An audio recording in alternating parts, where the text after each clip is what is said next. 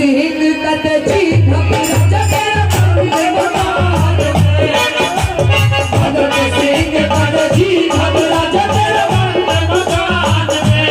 है वो खूनी झील जिसमें अब तक 100 से ऊपर जिंदगियां समा चुकी हैं।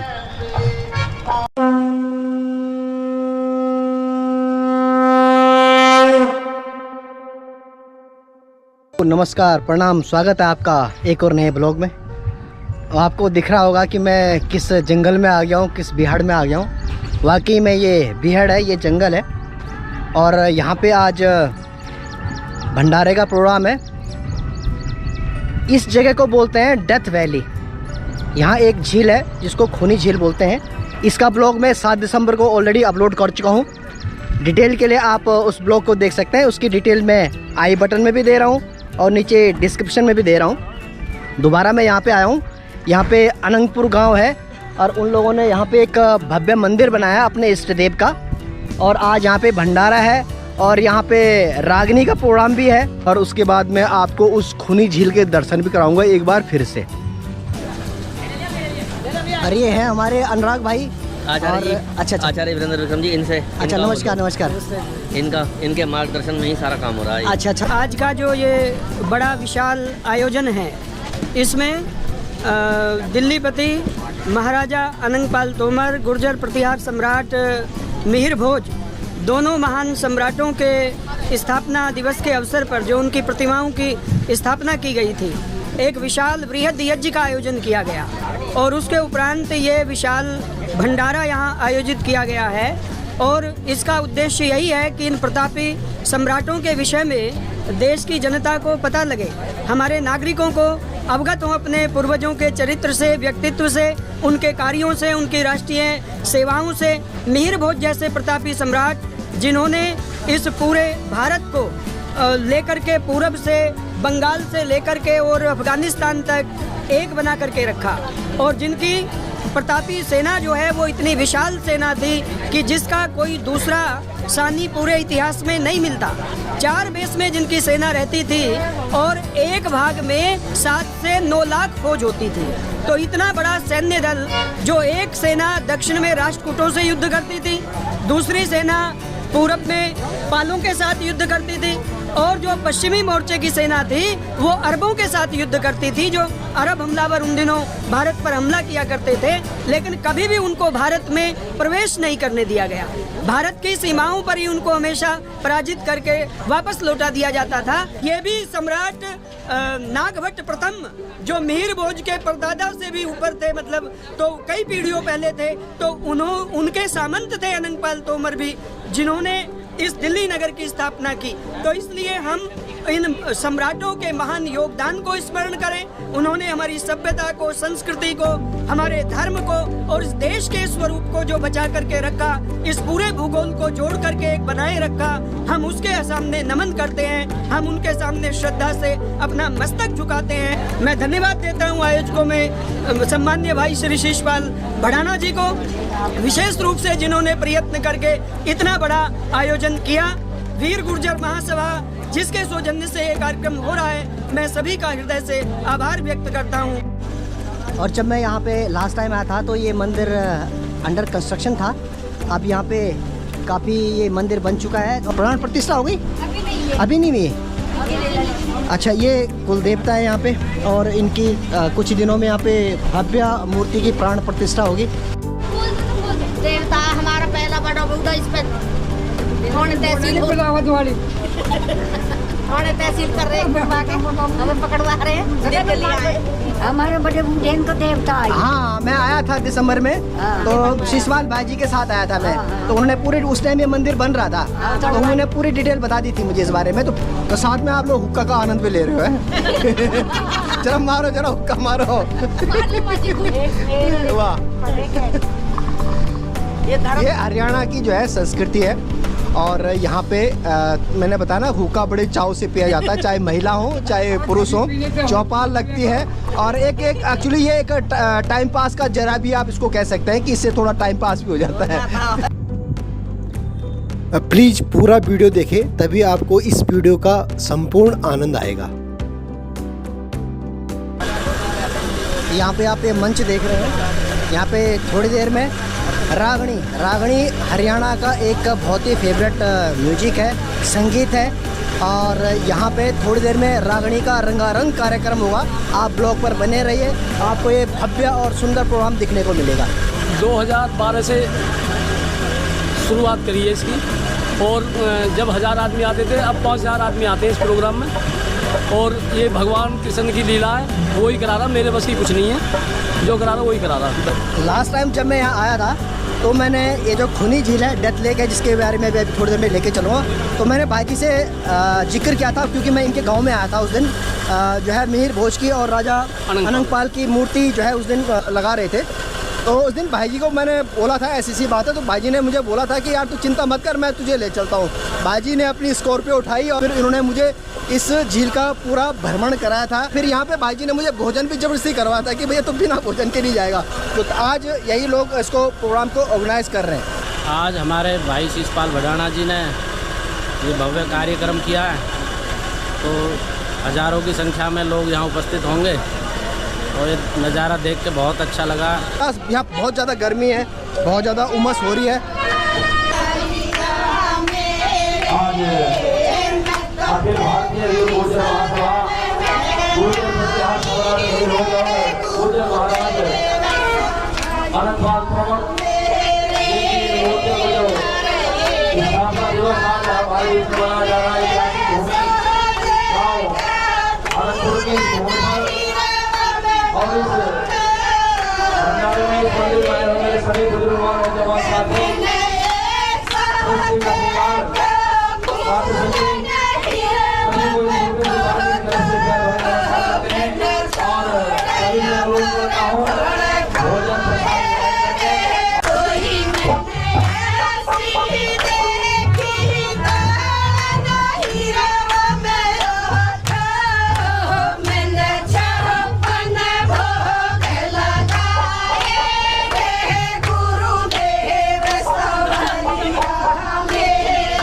अभी वहाँ पे रागनी का प्रोग्राम ख़त्म नहीं हुआ, दबा के रागनियाँ चल रही हैं, बहुत मज़ा आ रहा है। लेकिन इस बीच मैंने सोचा कि मैं यहाँ पे जो खूनी झील है, जिसका मैंने बताया कि पहले भी डाला हुआ है, उस खूनी झील की तरफ मैं आपको ले चलता हूँ। आजकल यहाँ पे काफ़ी ज़्यादा झाड़ियाँ हो चुकी हैं बरसात के कारण, 100 से ज़्यादा लोगों को निगल चुकी है जो झील। आजकल उसमें पानी ज़्यादा हुआ, क्योंकि दिसंबर में आया था तो पानी कम था, लेकिन बरसात के कारण ये झील भर जाती है। एक्चुअली ये जो खाइयाँ हैं, ये माइंस हुआ करती थी, यहाँ खदानें हुआ करती थी पहले।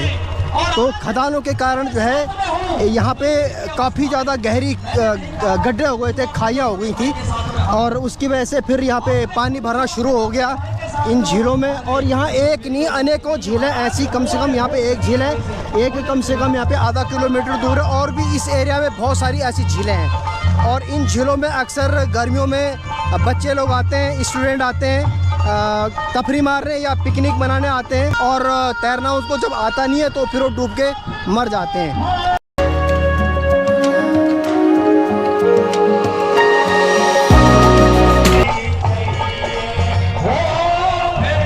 और ये है वो खूनी झील जो अब तक 100 से ऊपर लोगों को अपने आगोश में सुला चुकी है, और ये बहुत ज़्यादा गहरी है।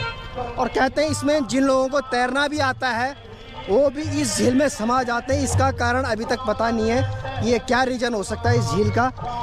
ये आप देख सकते हैं, ये झील छोटी सी है, ज़्यादा बड़ी नहीं है, लेकिन बहुत ज़्यादा खतरनाक झील है ये।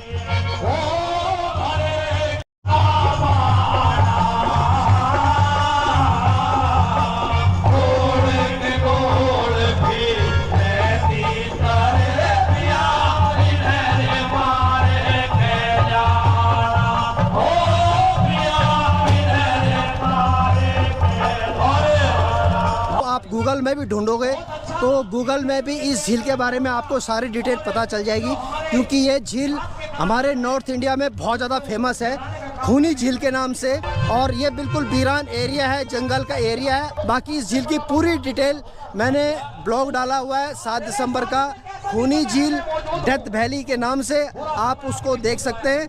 उसमें पूरी डिटेल मैंने इसके बारे में बता रखा है। और मैं उस दिन इस झील के डीप तक गया था, क्योंकि उस दिन 2 आदमी थे, लेकिन आज मुझे यहाँ भी जाने में डर लग रहा है, कहीं ये झील मुझे अपनी तरफ न खींच ले। अभी चलते हैं वहाँ जहाँ पे रागनियाँ चल रही हैं, बहुत सारी रागनियाँ चल रही हैं यहाँ पे, जिनका कि मैं अलग अलग ब्लॉग डालूंगा रागनियों का, नाच का, क्योंकि मज़ा आ रहा है। रागनी हरियाणा में बहुत सुनी जाती है, बहुत फेमस है, बहुत गाई जाती है। साथ हिंडोला गाड़ा बाग में, ओ सारी झूले सहेली, साथ हिंडोला गाड़ा बाग में, ओ सारी झूले सहेली, साथ हिंडोला गाड़ा बाग में।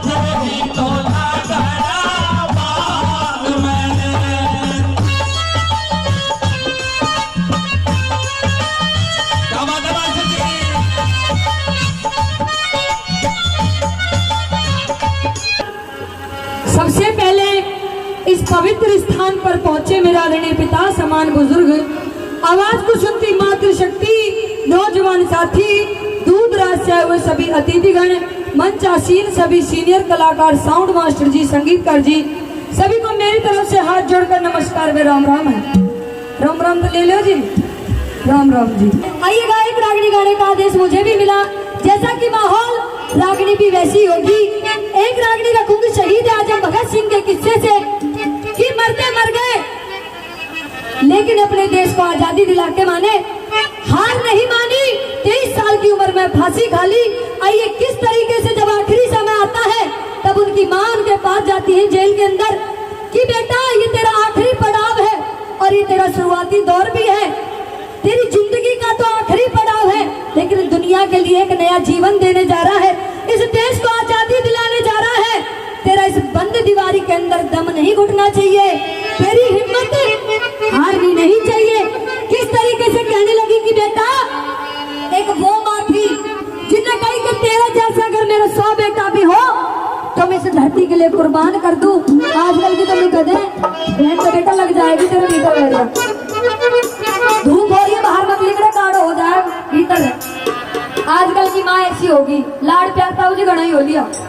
किस तरीके से भगत सिंह की माँ समझाती है अपने बेटे को और क्या कहती है, सुनिएगा रागनी के माध्यम से गुरु जी ने क्या लिखा।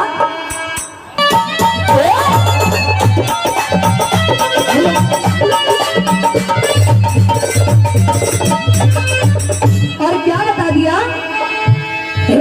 सो पड़े हैं मुसीबत में कहा हो इस उम्र जवान में,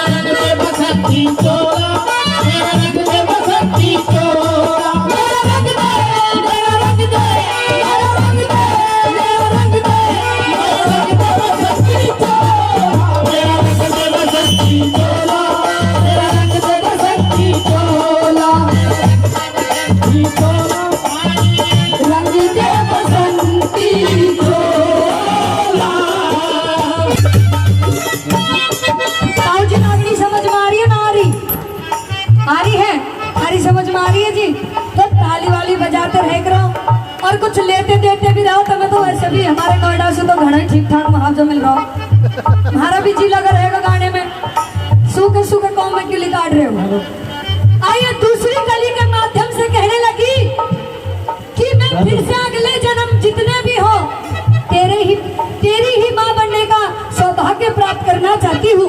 आइए दूसरी कली के माध्यम से क्या कहने लगी, इस हित में तेरे गीत सुनूंगी, फिर दोबारा तेरी माँ बनूंगी, इस हित में तेरे गीत सुनूंगी, अगले जन्म में फिर जरूंगी, अगले जन्म में फिर जरूंगी, ऐसी सनमात पे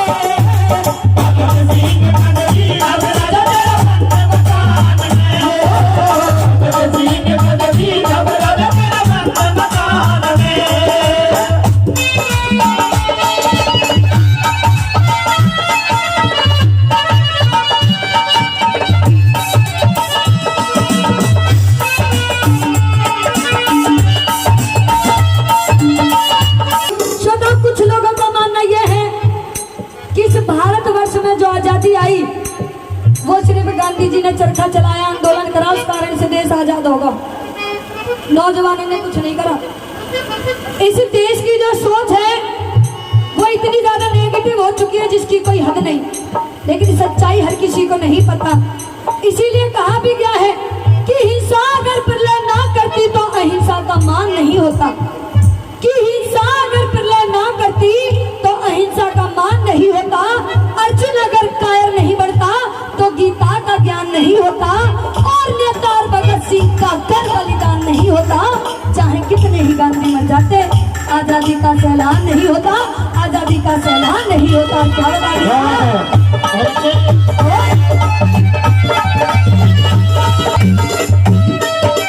ईसाई की गोरख धंधा बने, आजादी का किला चिड़े, ईसाई की गोरख धंधा बने, भगत सिंह जैसा पूत जड़े, भगत सिंह जैसा पूत जड़े, ऐसी कौन जहान में।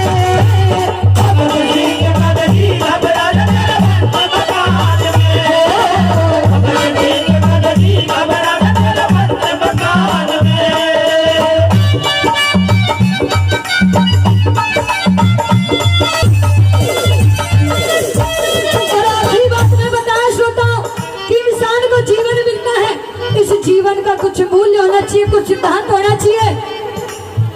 अगर गुर्जर प्रत्यार मीर भोज जी नहीं होते तो उन्हें कौन जानता, अगर वो स्ट्रगल ना करते अपनी जिंदगी में, ऐसे ही चले जाते वो भी।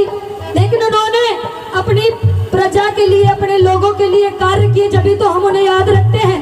इसीलिए आखिरी बात में कवि ने क्या लिखा सुनेगा, श्री मांगे राम गुरु की शरणा,